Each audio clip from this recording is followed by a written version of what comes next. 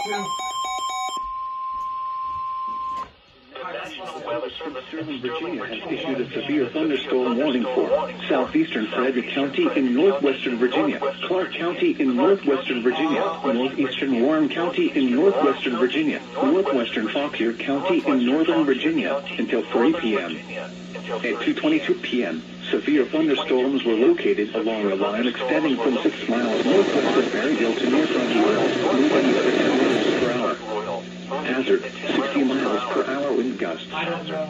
Source, radar indicated. Impact, damaging winds will cause some trees and large branches to fall.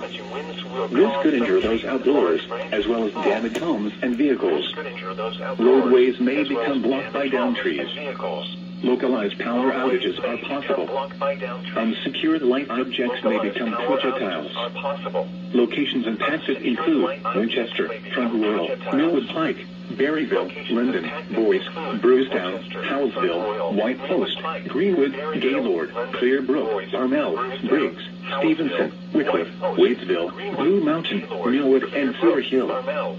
For your protection, move to an interior room on the lowest floor of a building. Millwood and Cedar Hill. For your protection, move to an interior room on the lowest floor of a building.